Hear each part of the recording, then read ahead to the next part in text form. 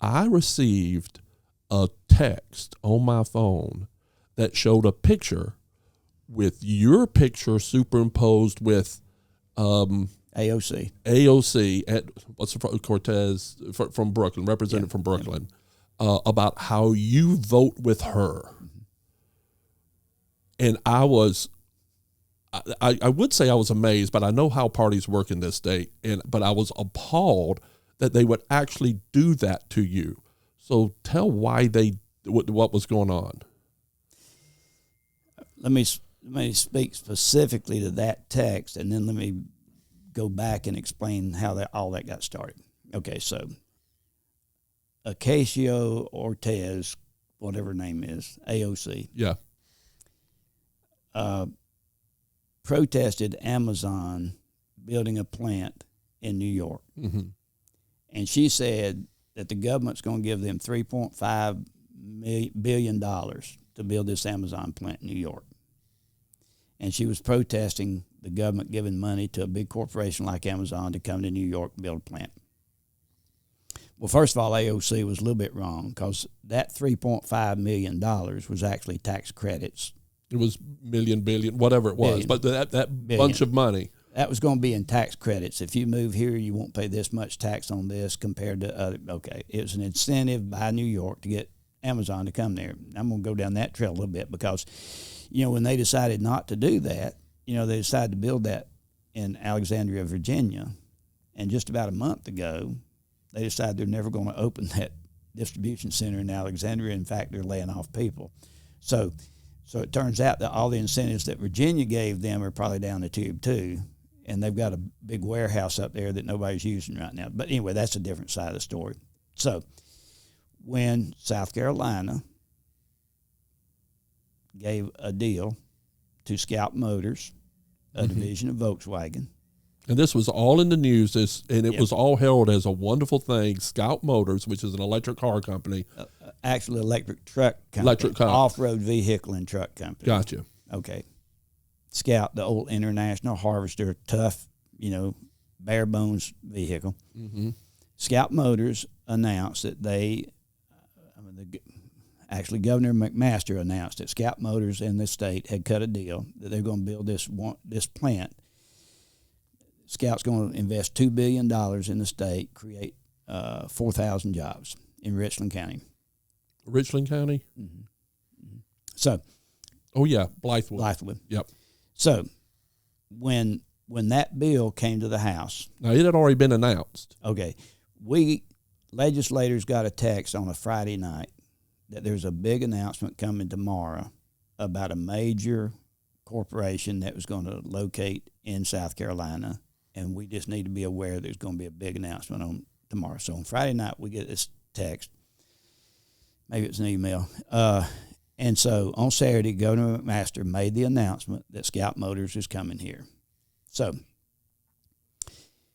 within the next 10 days, the House and the Senate approved and the governor signed legislation to give them to spend $1.3 billion, not tax incentives, cash. Writing a check to a private company of $1.3 only wrote a check for $400 million for them to use any way they see fit for infrastructure, commit another $700 million to build a railroad track over the interstate in Blythewood to get to this property, another $200 million to provide for soil stabilization on this property that they're building. So a total of $1.3 billion in taxpayer money. Mm-hmm. So when we had the discussion on the floor, I raised my hand and I said, got a few questions. I said, first of all, do you know what the average cost of a small business startup is in America today? And they said no. I said, well, I've researched that recently. The average cost of a startup of a small business is $50,000. I said, do you know how many small businesses we could create in South Carolina with $1.3 billion? And the guy said no. And the man who's in charge of the Ways and Means was sitting there, and he had a calculator, and he said to the man in the well, it's $24,000. I said, no, it's actually $26,000.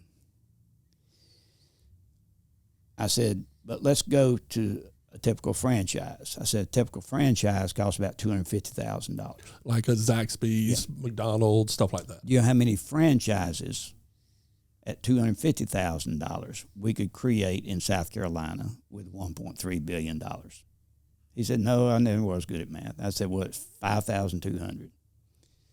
So we could create 5,200 small businesses for the same amount of money we're about to spend on a company whose headquarters is in the We Share facility in Washington, D.C. They've never created a car. I said, do you know, you have to ask a question when you're on the floor. You can't just make a statement. You have to ask a question. I said, do you know how long it typically takes to strike a deal like this? In other words, when BMW came here, when Volvo came here, you know what the average time is to strike a deal like this is? And that's the company looking at the dirt, the due diligence, right, controlling the property, right, all of that. He said no. I said 18 to 24 months. That's according to our Commerce Department. It's 18 to 24 months. I said, do you know when we first found out that Scout was interested in putting a facility in South Carolina? He said, well, I think it was in December. I said, yeah, less than 90 days ago. So we've had 90 days to consider the possibility of a brand new manufacturer coming to Richland County, and we're about to spend $1.3 billion. I said, I'm concerned about the due diligence. I'm concerned about whatever the promises are. The other thing I asked, I said, I've read that there were 74 cities that were trying to get this facility. I said, do you know what we offered them that the other 73 did not? And he said, I don't know. I said, well, I just want you to know I have concern. I said, I'm really big in economic development. I believe we need economic development. I just wish that sometime we'd think about maybe putting $200 or $300 million in the budget to create small businesses, to help small businesses come to South Carolina. And so I sat down. So when that bill was voted on, I voted against it. And so within 36 hours, there's this text going out that I'm just like AOC. Wow. That's astonishing. Good grief. So what did you think when you being a lifelong Republican, being someone that looked at, here's a mechanism to get the type of policies I want to do, and you sit there and see that, what was your reaction when you see this stuff and people calling you going, what is this? I mean, how do you process that? I wrote a editorial for the Newberry paper. Mm-hmm. And I said that a reporter had asked me, what surprises you about being a legislator? Is there anything that you're shocked at? And I said, yeah. I said, we grow up believing and teaching that government in America is of the people, by the people, and for the people. Mm-hmm. I've been down here 3 months. I've learned that government is of the powerful, by the powerful, and for the powerful. And they know it. The powerful knows it. They know that us rebels don't have any power. They know we can't get any of our bills passed. They know we can't get any of our amendments passed because they've got the power.